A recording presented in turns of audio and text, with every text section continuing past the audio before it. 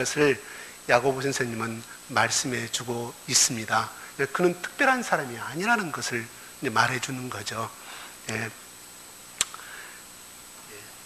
그래서 이 엘리야가 어떤 삶을 살았는가에 대해서 오늘 말씀을 주제가 엘리야에 대해서 한번 같이 이야기를 나눠보고자 합니다. 야고보 선생님이 기도에 대해서 말을 하면서 의인의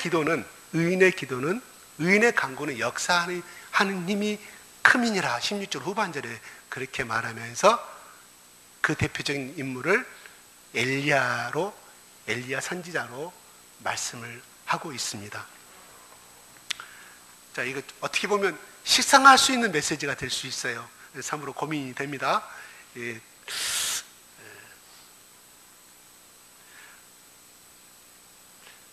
우리와 성정이 같은 사람 엘리야라고 본문은 말해주고 있습니다. 다만 그는 우리와 똑같은 사람이로되 다만 그는 우리가 알고 있는 대로 기도의 사람이란 것을 알 수가 있습니다. 그러면 엘리야라는 사람은 어떤 사람이냐 하면은 구약에 갑자기 아무 말도 없어요. 열왕기상 보면은 열왕기상 1장 1절부터 쭉 보면은 엘리야라는 사람은 등장하지 않습니다. 근데 갑자기 열왕기상 17장 1절에 보면 아합 왕 시대 때 엘리야가 있었느니라 하면서 엘리야라는 사람이 딱 등장을 해요. 다시 말씀드려서 엘리야의 출신의 배경에 대해서는 성경은 기록해 놓지 않고 있습니다. 그의 아버지가 무엇이었고 이사야 아버지 제사장이었잖아요. 다 출신이 나오는데 엘리야에 대해서는 그 배경이 전혀 없습니다. 왜 성경의 저자는 그렇게 했는지 그건 저는 모르겠어요. 아무튼 엘리야가 갑자기 열왕기상 17장 1절부터 등장을 하게 됩니다. 그 엘리야가 등장한 시대 때는 그 아합 왕이라는 사람이 굉장히 그 제약이라는 것이 무슨 남을 속이고 백성들을 괴롭히고 그런 정도 제약이 아니라 그 시대에 하나님이 가장 싫어하는 이방 나라의 우상을 섬기는 그 바알, 아세라 상을 섬기는 이러한 제약을 범하고 있었다는 사실이에요. 그래서 각 도시마다, 각 지방마다 신당을 지어가지고 거기에 해당되는 우상을 만들어서 이스라엘 온 국민이 이렇게 섬기게 했다는 사실이에요. 그때에 엘리야가 등장을 합니다. 그것은 엘리야가 하나님 앞에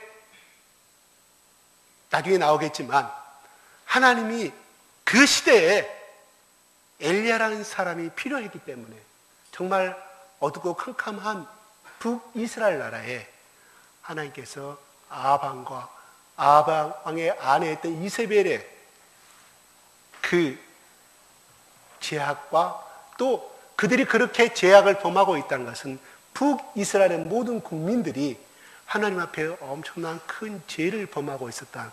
그 우상을 숭배하고 있다는 거 결과적으로 하나님의 말씀을 저버렸고 하나님의 사랑을 신뢰하지 않고 하나님과 등진 삶을 살았다.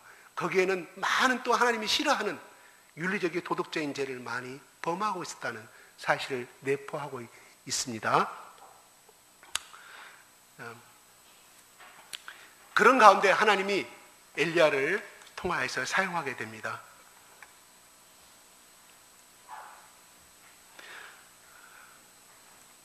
오늘 말씀을 통해서 기도의 사람 엘리야가 어떤 사람이었는지 그리고 그가 어떤 행동을 하였는지 예수님의 초림 때에 세례 요한이 이 엘리야 같은 역할을 수행하였습니다. 그와 같이 오늘날 여기저기서 예언받은 사람들이나 천국 갔다 온 사람들이 곧 예수님의 재림이 곧 가까워졌다고 말들을 많이 해요. 그 말을 빌리지 않더라도 이 종말의 시대에 하나님께서는 또 다른 엘리야들을 찾고 계신다는 겁니다. 저는 오늘 말씀을 통해서 기도의 사람 엘리야를 강조하는 것이 아니라 오늘날 똑같은 성경을 가진 엘리야 우리 모두를 향해서 하나님은 찾으시는 사람은 바로 그 암울하고 흑암의 시대 때 엘리야를 부르셔서 사용하였던 것처럼 하나님은 우리를 통하여 이 시대에, 이 순간에도 그 시대의 엘리야를 우리를 향하여 찾고 계신다는 사실입니다. 저는 이 관점에서 오늘 말씀을 살펴보고자 합니다. 엘리야는 하늘문을 잠그고 일을 하는 사람이었어요. 굉장히 처음 듣는 말이죠. 엘리야는 하늘문을 잠그고 일을 하는 사람이었어요. 여러분, 하늘문을 잠궜다는 말은 여호와 하나님을 마음대로 움직였다는 말, 가장되게 말하면 그렇게 설명할 수도 있습니다. 자, 17장 1절에 보게 되면, 오늘 본문 말씀을 기초로 해서 제가 열왕기상으로 넘어가겠습니다. 17절 같이 한번 읽어볼까요? 17절 시작.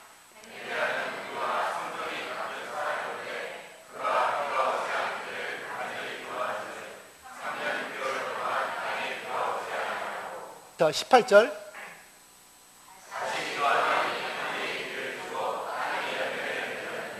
예.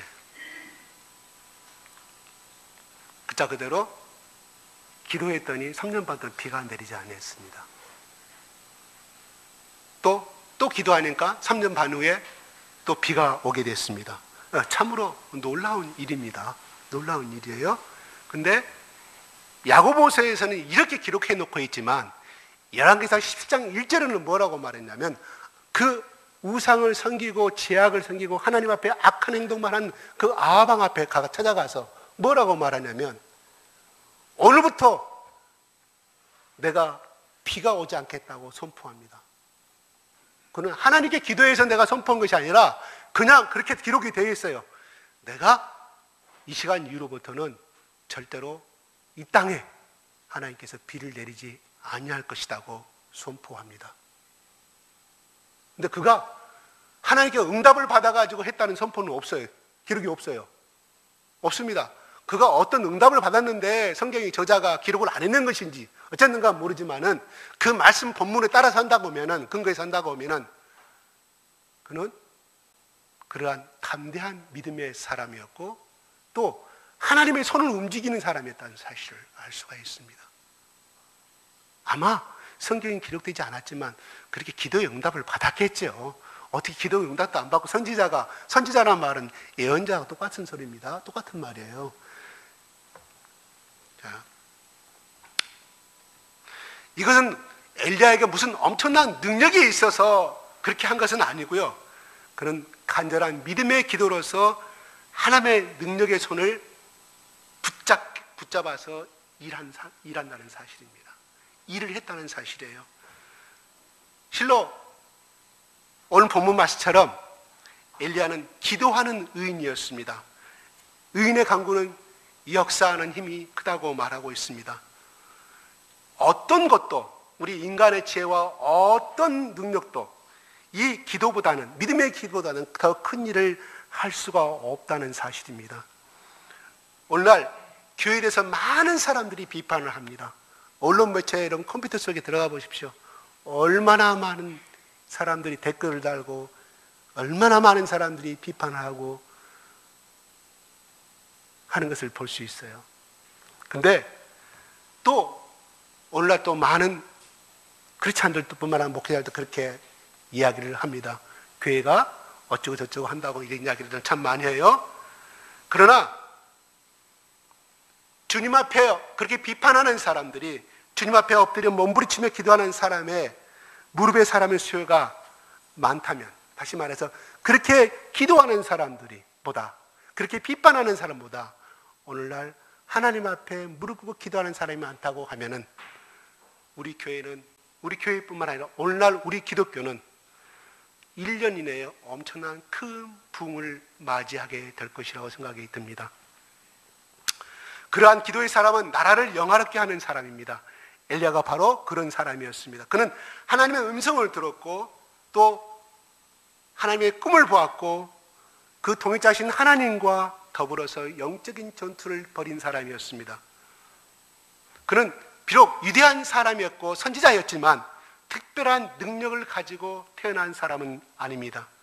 그래서 성경은 오늘 본 말씀에 그는 우리와 같은 똑같은 성정을 가진 사람이라고 말하고 있습니다. 다만 그는 하나님을 전적으로 의지하는 믿음의 사람이었다는 것입니다. 그가 영적 전투에 애로운 싸움에서 흘린 눈물과 또한 그가 견뎌야 했던 고통과 그 영혼의 번민, 또한 그가 고백할 수 없던, 토해낼 수 없는, 말할 수 없는 그 신음소리들은 열왕기상 17장 18절에 자세하게 기록이 되어 있습니다.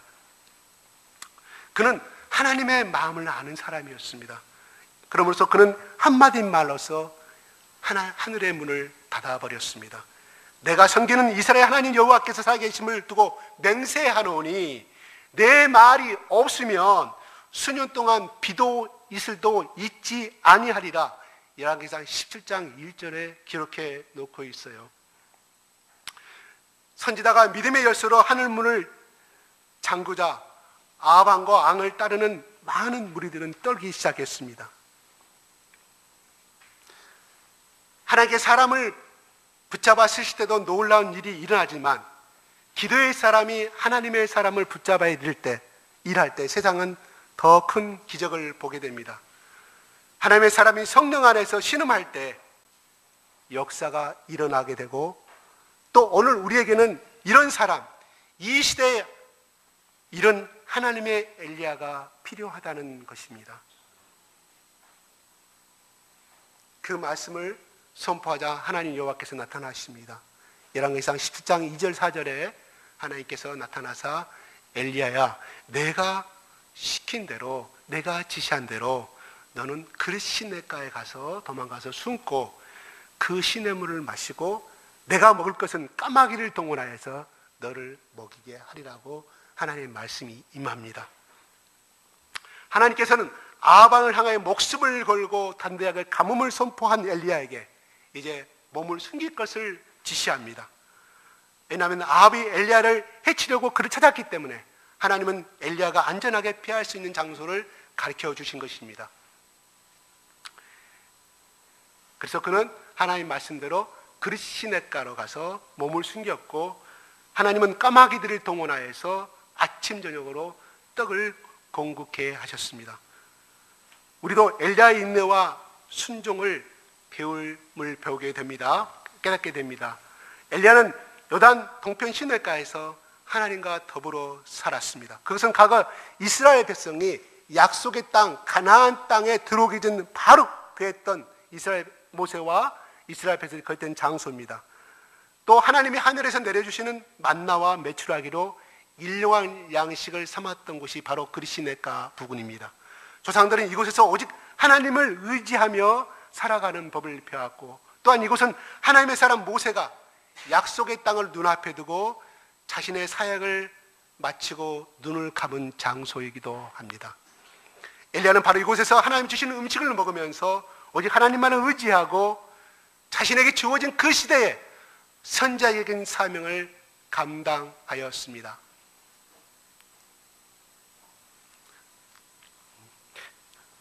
저를 봐주세요. 고개 숙이지 마시고. 예.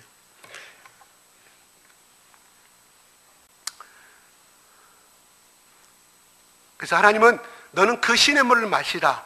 하나님께서 엘리야를 시냇가에 인도하신 것은 그에게 물을 공급하기 위함이었습니다.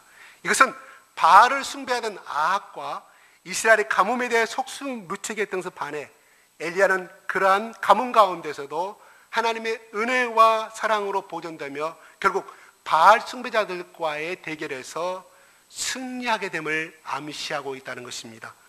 내가 까마귀들에게 명령하여 거기서 너를 먹이게 하리라. 우리의 하나님은 의로운 자를 까마귀같이 부정한 짐승이나 또한 부정한 자로 취급받던 이방 여인을 사용하신다는 사실입니다.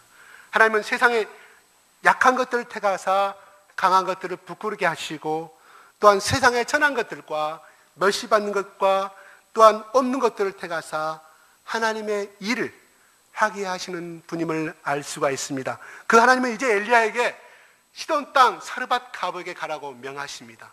선지자는 즉시 순종합니다. 너는 17장 9절 같이 한번 읽을까요? 시작.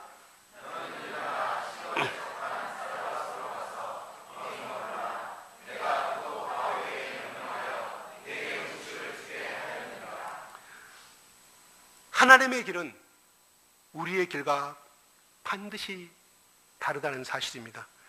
그의 길이 오묘함으로 우리는 찾다가 자주 그분을 지나쳐 버리지만 그는 성령님을 통해서 우리에게 계시해 주십니다.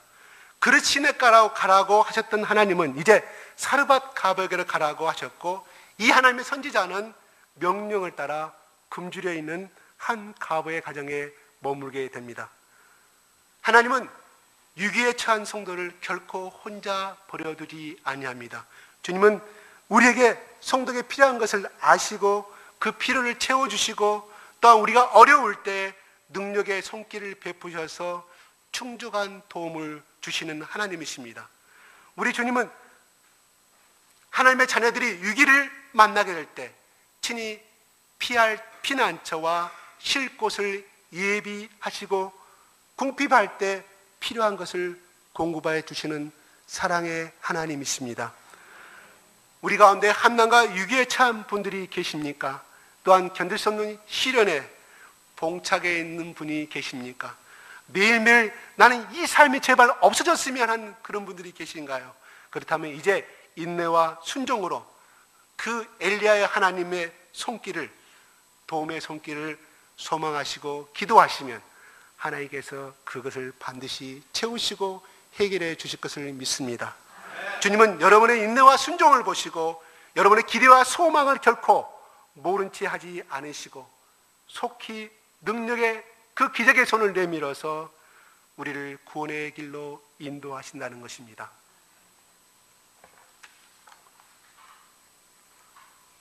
18장 37절 한번 읽어볼까요? 18장 37절이요.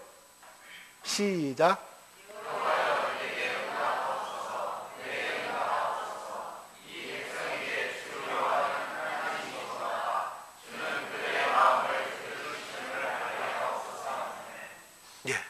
이 말씀은 그 유명한 850명의 바알 선지자, 아세라 선지자를 850대 1로 이제 갈멜산성에서 하나님의 사랑과 우상을 숭배하는 사람들과의 이 장면에서 엘리야가 기도하는 내용입니다. 하나님의 엘리야는 하늘문을 잠그고 푸는 기도의 사람이었습니다. 그는 하나님의 손을 붙잡아서 함께 일한 사람입니다. 위기가 닥쳐왔을 때 인내하고 하나님의 말씀에 절대 순종한 사람이었습니다. 그는 하나님과 더불어 살았던 하나님의 사람이었고 그의 속에는 예수 그리스도의 영, 성령께서 역사하고 있었습니다. 엘리야는 예수님처럼 민족의 제약을 생각했으며 예수님처럼 죄에 대하여 근심했던 사람입니다. 그리고 예수님처럼 그 제약에 맞서서 죽음을 두려워하지 않고 맞섰던 사람입니다. 그는 하나님께 기도의 모든 열정을 쏟아 바쳤고 그 이스라엘 백성들의 죄악을 뜨겁게 증오했던 사람입니다. 우리 갈멜산 전투 이야기는 우리 모두가 잘 아는 내용입니다. 당시 나라를 뒤덮었던 바알 우상의 세력들을 갈멜산에 모아놓고 하나님과 바알 중 어느 쪽 신이 과연 참신인가를 표적을 통해 결정짓게 하는 엄청난 사건입니다. 제단에 올려놓은 재물을 하늘에서 불을 떨어 태우게 하는 신이 참 신이 될 것이었습니다. 850명의 바알 선지자들과 맞선 이 한 사람 홀로 선 이 한 사람 엘리야는 조금도 두려워하지 않고 거룩한 대담성으로 하나님께 기도하기 시작합니다.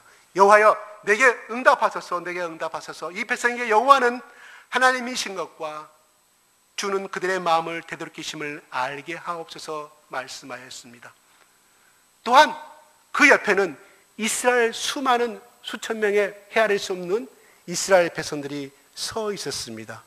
그들은 하나님 편에 서지 않은 사람들이었습니다. 엘리야는 바알 우상의 제사장들이 멸망은 받도록 우리 같으면 기도를 해야겠죠.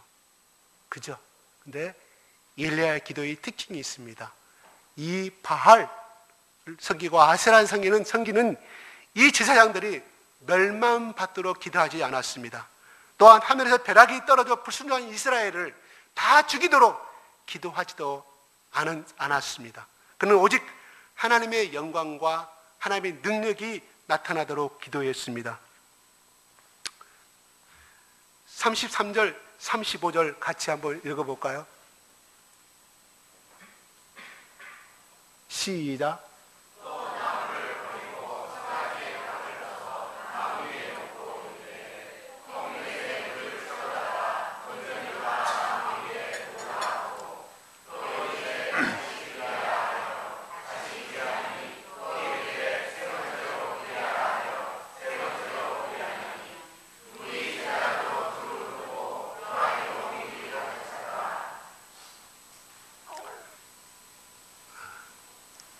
엘리야는 참으로 하나님을 공경케 만드는 사람이에요. 무슨 말인가 하니, 불이 붙으려고 하면 마른 땅이 잘 붙습니까? 마른 이 장작댐이나 마른 어떤 물건이 잘 붙습니까? 아니면 물이 촉촉이 젖어버리고 습기가 많은 것에 불이 잘 붙을까요? 그죠? 전자가 잘 붙죠. 근데 오늘 방금 읽은 말씀대로 엘리야는 물을 4통을 갖다가 3번씩 물을 붓게 만듭니다. 그래서 그 물이 그 도랑을 가야로 흘러 넘치는 그러한 장면을 보게 됩니다. 그는 하늘로부터 불을 원하면서 오히려 제단과 제물에 물로 흠뻑 젖히게 하는 엘리야를 볼 수가 있어요. 하나님은 우리가 가운데 가지는 거룩한 대담성을 사랑하신다는 사실입니다. 거룩한 대담성. 거룩한 대담성.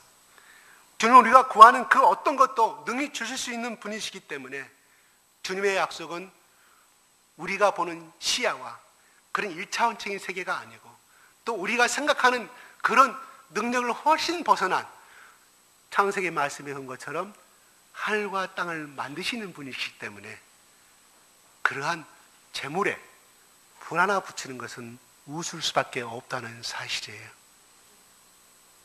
혹시나 그 백성들이 또한 그 바알 선지자들이 야 그거는 마른 것이었기 때문에 하늘에 잠깐의 우연히 벼락이 떨어져서 불이 붙은 것이다, 그는 하나님의 역사가 아니다 할까봐 그는 하나님의 역사가 나타날 수 있는 정말 엄청난 악조건을 만들어가고 있다는 사실이에요.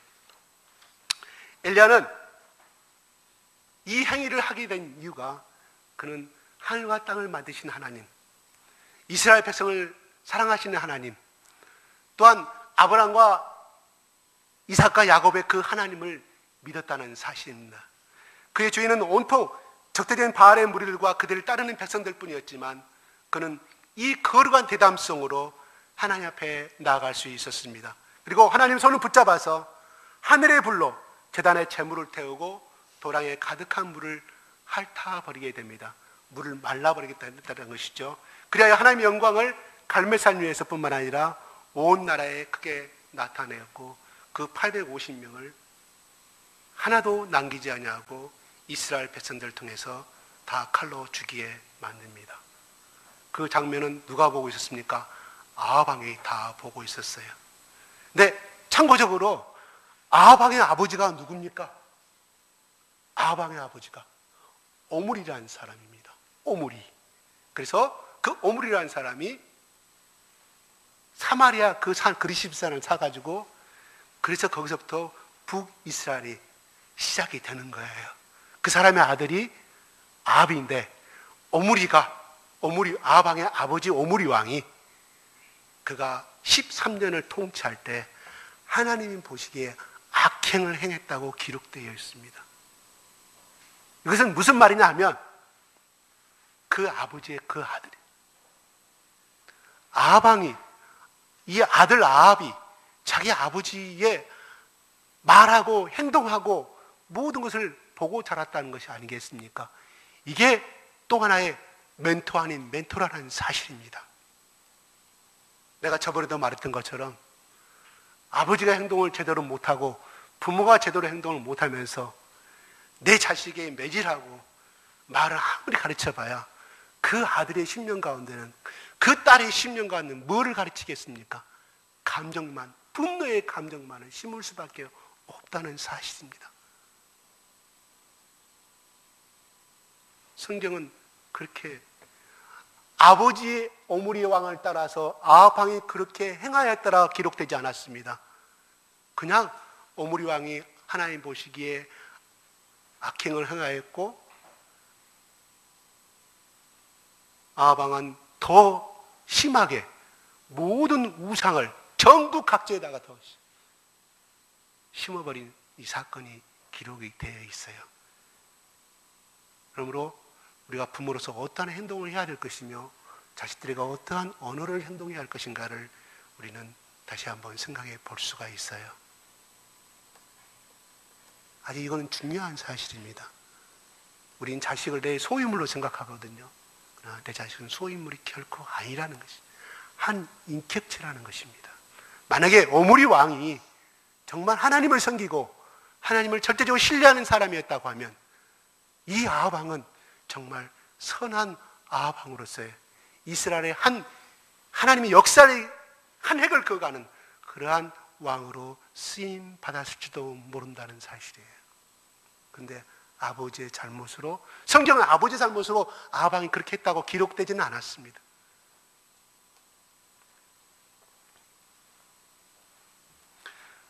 자, 우리가 엘리야 하나님을 부르고 있을 때 하나님은 오히려 하나님의 엘리야를 오늘날 찾고 계신다는 사실입니다. 엘리사가 엘리야의 능력을 받은 다음에 엘리야가 하늘로 승천한 다음에 엘리사가 능력이 임하지 않으니까 자기 엘리야 옷을 가지고 엘리야의 하나님, 엘리야 하나님 어디 계시나이까 찾습니다. 그 장면이 나와요. 그 다음 편에 열왕기상에.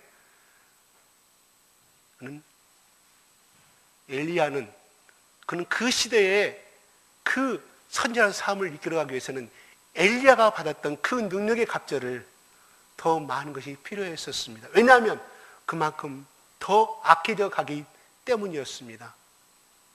근데 저는 오늘 이 말씀에서, 오늘 본문 말씀에서 하나님은 엘리야 하나님도 되시지만 우리 하나님 되시고 또 하나님은 우리에게 말씀하시는 것이 오늘날 이 시대에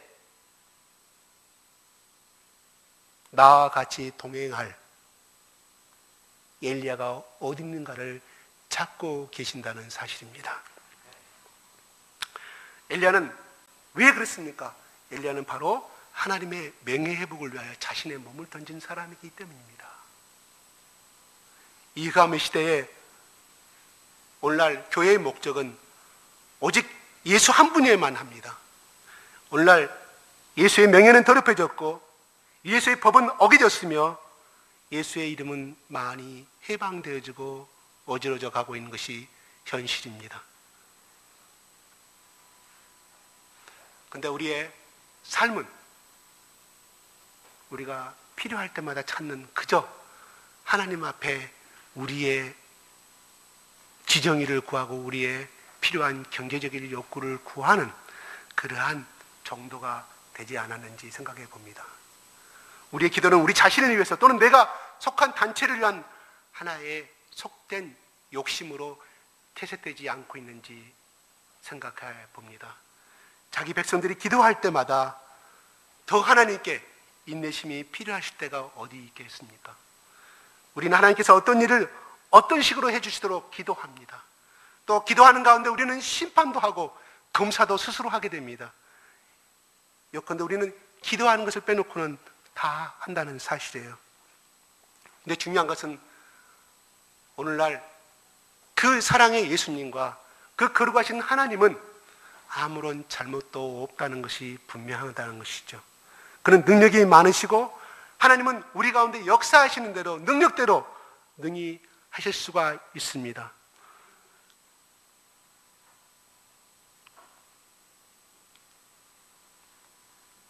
우리는 삶을 살다가 일찍이 세상을 뜨신 사람들을 향하여서 때로는 그분들의 글을 읽고 감격하기도 합니다. 그래서 성 프란치스코의 삶을 읽고는 나도 이러한 삶을 살겠다고 고백하기도 하고요. 또한 인도의 성자, 갑자기 생각나지 않네. 선다신 같은 삶을 살기도 하기도 합니다. 또한 루터나 칼빈이나 에슬레 같은 생애를 읽고 그들을 존경하고 그들의 삶을 살고자 우리는 동경하기도 합니다. 그러나 단 한 가지, 우리는 그런 감동이 그 순간에 끝나버리고 말고 그들의 삶을 본받는 데는 인색하다는 사실입니다. 그들이 그 당시에 살면서 마지막 한 방울의 피까지 흘렸던 그 고난의 삶을 대해서는 우리는 외면하고 만다는 사실이에요. 그래서 우리는 그들이 받았던 그 영광스러운 삶은 추구하지만 결국은 우리 자신의 피는 한 방울도, 피 한 방울도 흘리기 싫다는 것이 우리의 본능이고 우리의 삶이지 않는가요? 지금은 예수님의 재림이 임박할 종발의 때라고 생각합니다. 또 그렇게 말씀들을 하고 있어요. 예수님이 곧 오신다고 그랬는데 2000년 전에 곧 오신다고 그랬고 지금도 곧 오신다고 그래요. 근데 그때는 아무도 모르는 것은 사실이죠. 이 땅은 바로 지금의 시대는 하늘문을 잠그고 하늘문을 잠그고 그를 열어드릴 수 있는 하나님의 동역자 엘리야들이 필요한 때라고 저는 생각이 듭니다. 인내와 순종으로 이겨낼 하나님의 사람들이 필요하다는 것입니다. 저는 이 나라와 이 민족을 위해서 이런 사람도 하나님 찾지만은 저는 그것보다는 내 가정에 내가 엘리야로서 또 우리 집안의 엘리야로서 내가 뭐 경주기시면 경주차시면 뭐 어디이시면 그 가문이 중요한 것이 아니라 내가 우리 가문의 조상이요 또한 우리 집안에 내가 장손이요 내가 아버지로서 어머니로서의 작은 엘리야가 필요하다는 사실입니다. 하나님은 바로 그분을 찾고 계신다는 사실이에요. 어떻게 해요? 목숨을 걸고까지.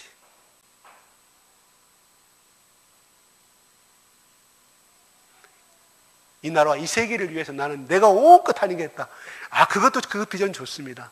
그런 큰 비전 말고 오늘날 이 시대에 내가 이 강죽 땅에 이 신창동 땅에 또한 내가 정재훈이의 내가 집안의 큰 장손으로서의 정씨 집안의 장손으로서 작은 엘리야를 하나님이 부르신다는 사실이에요.